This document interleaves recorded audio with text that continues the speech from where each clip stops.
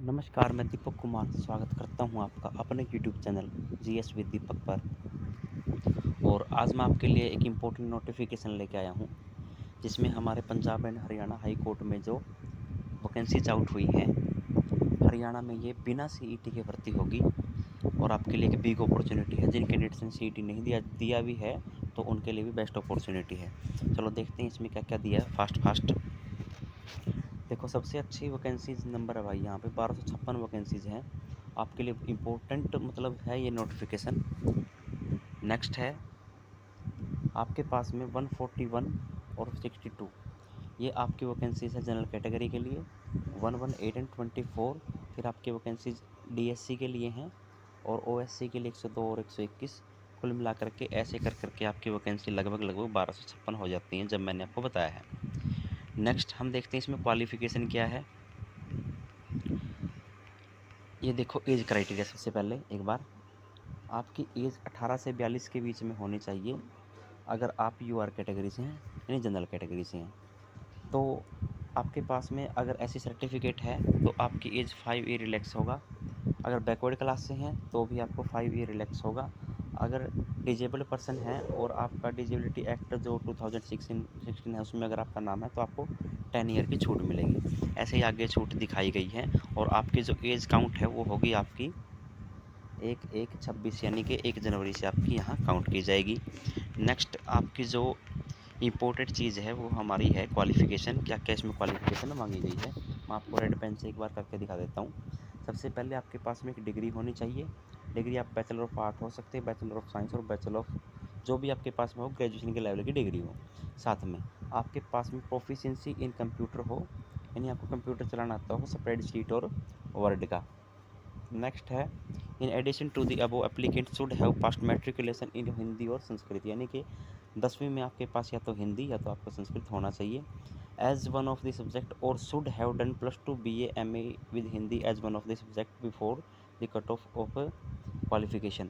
यानी अगर आपने, चलो देखो छोड़ दो इसको, अगर आपके सिंपल क्वालिफिकेशन ये भी पूरी है तो आप इसमें अप्लाई कर सकते हो। नेक्स्ट है आपकी जो एग्ज़ाम की लास्ट डेट है वो है यहाँ पे 23 जून।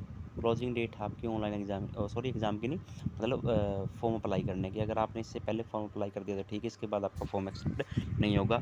ये कुछ डिस्क्वालिफिकेशन के ग्राउंड है, मैं इन पर चर्चा नहीं कर रहा, डायरेक्ट मैं आगे जाता हूँ। आप एक बार इसमें वीडियो पॉज करके पढ़ सकते हैं। नेक्स्ट है आपकी फ़ीस क्या क्या रहेगी। आपका फ़ीस स्ट्रक्चर है भाई 550 है। ऑनलाइन फैसिलिटी जो चार्जेस है वो होगा। एग्जामिनेशन फ़ी आपकी 160 होगी। टोटल आपका 710 होगा। ये किसके लिए है, जो आपके for male and female of SC OSC जो अभी आपके हैं BC ABC वगैरह, इनके लिए है। नेक्स्ट जो ऑल अदर कैटेगरीज मेल हैं उनके लिए 550 अलग से, 650 अलग से हैं, और कुल मिलाकर के आपकी फ़ीस 1200 हैं। ऑल कैटेगरीज जो इनसे अलग रह गई उनकी फ़ीमेल मेंबर के लिए 550 एज इट इज़ है। 325 यहाँ पे आपको फ़ीस में छूट देखने को मिलेगी, और 875 आपकी टोटल फ़ीस होगी। नेक्स्ट इनका सिलेक्शन प्रोसीजर क्या है एक बार वो बता देता हूँ मैं आपको। और आपके जो सेंटर होंगे एग्जामिनेशन सेंटर, ये होगा आपका, देखो नॉर्दर्न इंडिया में एनी सुटेबल जो लगेगा हाई कोर्ट हमारे माननीय को, उस हिसाब से आपकी एडजस्टमेंट हो जाएगी। मोड ऑफ सिलेक्शन क्या होगा, सबसे पहले आपका होगा computer examination. Computer based examination होगा, जिसमें आपकी जीके होगी, ऑब्जेक्टिव 50 मार्क्स की होगी, और 50 ही आपको यहाँ पे क्वेश्चन देखने को मिलेंगे। दूसरा आपका एक इंग्लिश का टेस्ट होगा।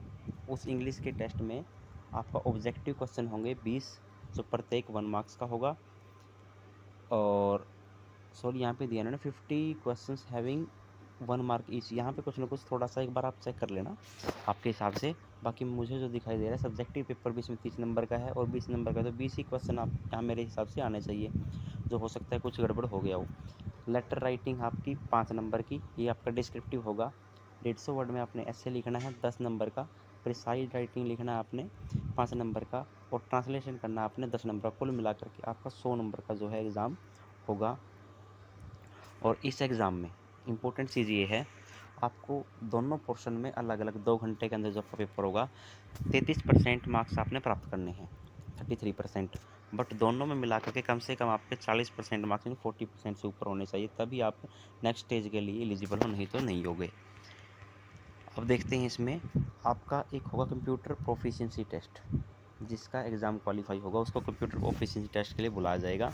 ये आपका पार्ट 1 है। कौन सा है जो पार्ट 1 है वो आपका CBT वगैरह, ठीक है। और नेक्स्ट होगा आपको, देखो स्प्रेडशीट का कुछ ना कुछ इसके अंदर नॉलेज होना चाहिए। तो आपको 10 नंबर का टेस्ट होगा, उसमें आपको कम से कम 4 मार्क्स लेने हैं। और पार्ट 2 में आपकी 30 वर्ड प्रति मिनट रफ्तार होनी चाहिए टाइपिंग में, किस चीज़ में, इंग्लिश में। अगर आप ये सब कुछ कर पा रहे हो तो आप इसमें अप्लाई आप कर सकते हो।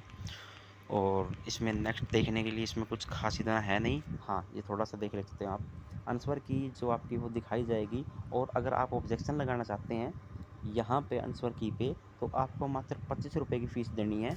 कोई हमें हैवी चार्जेज यहाँ पे पे करने की ज़रूरत नहीं होगी। यानी कि आप अगर आपकी की सॉरी जो हमारे एग्ज़ाम की आएगी उस की पे आपने ऑब्जेक्शन लगाना तो भी आसानी से आप लगा सकते हो। नॉर्मलाइजेशन का फार्मूला होगा भाई ये पक्का, नॉर्मलाइजेशन तो होगा, इन्होंने पहले ही दिखा दिया। नेक्स्ट है इंपॉर्टेंट इंस्ट्रक्शंस, एक बार आप पढ़ लेना। फिर है हमारा इसमें कुछ इंपॉर्टेंट बचा है या नहीं बचा। नेक्स्ट नेक्स्ट नेक्स्ट नेक्स्ट बस। तो दोस्तों आज की वीडियो मैं यहीं पे रोकता हूँ। उम्मीद है कि आपको वीडियो अच्छी लगी होगी, कंटेंट आपको पसंद आया होगा।